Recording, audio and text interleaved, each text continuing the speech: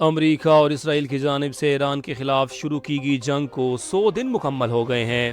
اس دوران خطے میں کشیدگی برقرار رہی، جبکہ جنگ کے اثرات عالمی معیشت، توانائی کی منڈیوں اور سفارتی تعلقات تک پھیل گئے۔ ابتدائی اعداد و شمار کے مطابق ایران، لبنان اور دیگر متاثرہ علاقوں میں مجموعی ہلاکتیں 7,000 سے تجاوز کر چکی ہیں، جبکہ لاکھوں افراد بے گھر ہوئے ہیں۔ جنوبی لبنان کا بڑا حصہ اسرائیلی کنٹرول میں آ چکا ہے، اور ایران میں بھی فضائی حملوں کے باعث وسیع پیمانے پر نقل مکانی دیکھنے میں آئی۔ آبنائے ہرمز میں جہاز رانی شدید متاثر ہونے سے عالمی تیل سپلائی دباؤ کا شکار ہوئی، اور خام تیل کی قیمتوں میں نمایاں اضافہ ریکارڈ کیا گیا، جس کے نتیجے میں 146 ممالک میں پیٹرول مہنگا ہوا اور خوراک سمیت روزمرہ اشیاء کی قیمتیں بھی بڑھ گئیں۔ عالمی اسٹاک مارکیٹیں اتار چڑھاؤ کا شکار رہیں، جبکہ پاکستان کی ثالثی سے ہونے والی عارضی جنگ بندی اور بعد کے مذاکرات بھی مستقل حل نہ نکال سکے۔ ماہرین کے مطابق ایران اور امریکہ کے درمیان اعتماد کا فقدان امن معاہدے کی راہ میں سب سے بڑی رکاوٹ ہے۔ ادھر جنگ کے معاشی اثرات کے باعث امریکی صدر ڈونلڈ ٹرمپ کی مقبولیت میں بھی کمی دیکھی جا رہی ہے۔ 100 دن گزرنے کے باوجود تنازع کے خاتمے کے آثار واضح نہیں، اور آنے والے ہفتوں میں سفارتی پیش رفت خطے کے مستقبل کا تعین کرے گی۔ فلسطینی مزاحمتی تنظیم اسلامی جہاد نے وسطی اسرائیل میں ہونے والے فائرنگ حملوں کو اسرائیلی پالیسیوں اور فلسطینیوں کے خلاف جاری کارروائیوں کا رد عمل قرار دیا ہے۔ تنظیم کے بیان کے مطابق خطے میں بڑھتی ہوئی کشیدگی اور فلسطینی علاقوں میں جاری حالات ایسے واقعات کو جنم دے رہے ہیں۔ بیان میں حملے کے ذمہ داران افراد کے لیے دعائیہ کلمات بھی شامل کیے گئے۔ اتوار کے روز وسطی اسرائیل میں مقبوضہ مغربی کنارے کے قریب مختلف مقامات پر فائرنگ کے واقعات میں ایک شخص ہلاک اور متعدد زخمی ہوئے۔ اسرائیلی حکام نے واقعے کو دہشت گرد حملہ قرار دیتے ہوئے حملہ آور کی ہلاکت کا دعویٰ کیا ہے۔ واقعے کے بعد اسرائیلی سیکیورٹی فورسز نے سرچ آپریشن شروع کر دیا، جبکہ اسرائیلی وزیر اعظم نے سیکیورٹی صورتحال کا جائزہ لینے کے لیے اعلیٰ سطح اجلاس طلب کر لیا۔ ادھر غزہ جنگ اور مغربی کنارے میں جاری کشیدگی کے باعث خطے میں سیکیورٹی خدشات بدستور برقرار ہیں، اور حالیہ بیان نے تنازع پر نئی بحث چھیڑ دی ہے۔ وفاقی وزیر داخلہ محسن نقوی نے تہران میں ایرانی وزیر خارجہ عباس عراقچی سے ملاقات کے دوران وزیر اعظم شہباز شریف اور فیلڈ مارشل عاصم منیر کا ایران کے سپریم لیڈر آیت اللہ مجتبی خامنہئی کے لیے خصوصی پیغام پہنچا دیا۔ ملاقات میں خطے کی موجودہ صورتحال، علاقائی سلامتی اور دو طرفہ تعلقات پر تفصیلی تبادلہ خیال کیا گیا، جبکہ دونوں ممالک نے باہمی تعاون کو مزید مضبوط بنانے کے عزم کا اظہار کیا۔ محسن نقوی نے کہا کہ وہ حالیہ علاقائی صورتحال کے تناظر میں وزیر اعظم اور فیلڈ مارشل کا خصوصی خط لے کر ایران آئے ہیں۔ اس سے قبل انہوں نے اپنے ایرانی ہم منصب اسکندر مومنی سے بھی ملاقات کی، جس میں باہمی دلچسپی کے امور اور سیکیورٹی تعاون پر گفتگو ہوئی۔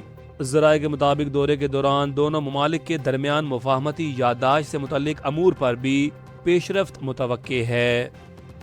کوئٹہ میں تیزاب سے جھلس کر زخمی ہونے والی خاتون ڈاکٹر کا علاج کراچی کے نجی ہسپتال میں جاری ہے، جہاں انہیں یونیورسٹی روڈ پر واقع اسپتال میں منتقل کیا گیا۔ اسپتال ذرائع کے مطابق ڈاکٹرز نے ابتدائی معائنہ اور ضروری ٹیسٹ مکمل کر لیے ہیں، اور متاثرہ ڈاکٹر تقریباً 13% جھلس چکی ہیں۔ ذرائع نے بتایا کہ ان کی آنکھیں بھی متاثر ہوئی تھیں، تاہم بینائی محفوظ ہے اور ان کی حالت خطرے سے باہر قرار دی گئی ہے۔ واقعے کے حوالے سے پولیس کا کہنا ہے کہ کوئٹہ کے سینڈیمن ہسپتال میں خاتون ڈاکٹر پر تیزاب پھینکنے کے مطلوب مبینہ ملزم گزشتہ روز پولیس مقابلے میں مارا گیا۔ واقعے کی مزید تحقیقات جاری ہیں۔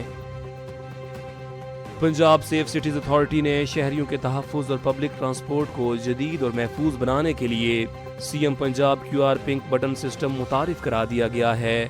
یہ نظام وزیر اعلیٰ پنجاب مریم نواز کے ڈیجیٹل پنجاب ویژن کے تحت تیار کیا گیا، اور صوبوں کی بسوں، ویگنوں، رکشوں اور ٹیکسیوں سمیت تمام پبلک ٹرانسپورٹ کو سیف سٹی کے ڈیجیٹل نیٹ ورک سے منسلک کرے گا۔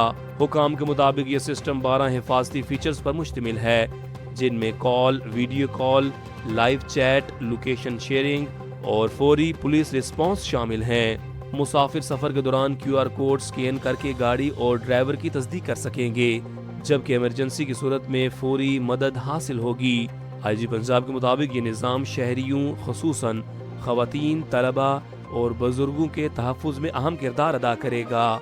جبکہ سیف سٹیز اتھارٹی کا کہنا ہے کہ اس منصوبے سے پبلک ٹرانسپورٹ مکمل طور پر ڈیجیٹل سیفٹی نیٹ ورک میں تبدیل ہو جائے گی۔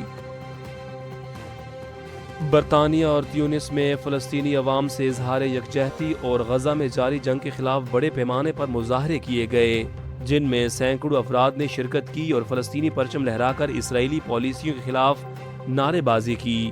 برطانیہ کے شہر مانچسٹر میں مظاہرین سڑکوں پر نکل آئے اور برطانوی حکومت سے مطالبہ کیا کہ وہ اسرائیل کی حمایت ختم کرے اور فلسطینی عوام کے حقوق کے تحفظ کے لیے عملی اقدامات کرے۔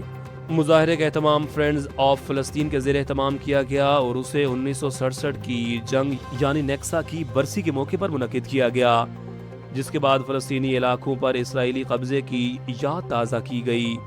دوسری جانب تیونس کے شہر بیزرت میں بھی فلسطین کے حق میں احتجاج ہوا، جہاں مظاہرین نے غزہ میں انسانی بحران اور اسرائیلی حملوں کے خلاف آواز بلند کی۔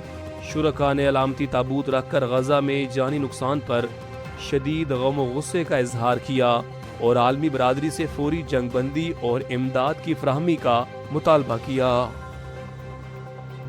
لبنان کی مسلح فوج کے سربراہ جنرل روڈولف ہیکل اہم سرکاری دورے پر پاکستان پہنچ رہے ہیں۔ لبنانی فوج کے مطابق یہ دورہ chief of army staff field marshal Syed Asim Munir کی دعوت پر ہو رہا ہے۔ یہ پیش رفت ایسے وقت میں سامنے آئی ہے جب لبنان میں اسرائیلی کارروائیاں جاری ہیں اور پاکستان، ایران اور امریکہ کے درمیان کشیدگی کم کرنے کے لیے سفارتی کوششوں میں مصروف ہے۔ مبصرین کے مطابق لبنان، ایران اور امریکہ سے متعلق علاقائی صورتحال ایک دوسرے سے جڑی ہوئی ہے اور لبنانی آرمی چیف کا دورہ خطے میں امن و استحکام کے تناظر میں اہم قرار دیا جا رہا ہے۔ اسرائیلی فوج نے لبنان میں فضائی حملے کرتے ہوئے لبنانی فوج کے ایک بریگیڈیئر جنرل سمیت 10 افراد کو شہید اور 22 افراد کو زخمی کر دیا۔ لبنانی وزیر اعظم نے حملے کی شدید مذمت کرتے ہوئے اسے لبنان پر گھناؤنا حملہ قرار دیا۔ دوسری جانب حزب اللہ نے دعویٰ کیا ہے کہ جنوبی لبنان میں داخل ہونے والی اسرائیلی فوج اور مرکاوا ٹینک کو نشانہ بنایا گیا۔ حزب اللہ کے مطابق ہفتے کے روز اسرائیلی افواج کے خلاف 22 کارروائیاں بھی کی گئیں۔ لاہور سمیت پنجاب بھر میں خشک اور شدید گرم موسم کا سلسلہ جاری ہے، جبکہ آئندہ دنوں میں گرمی کی شدت مزید بڑھنے کا امکان ظاہر کیا جا رہا ہے۔ لاہور میں صبح کے وقت ہی درجہ حرارت 33 ڈگری سینٹی گریڈ ریکارڈ کیا گیا۔ محکمہ موسمیات کے مطابق شہر کا کم سے کم درجہ حرارت 27 جبکہ زیادہ سے زیادہ 41 ڈگری سینٹی گریڈ تک جا سکتا ہے۔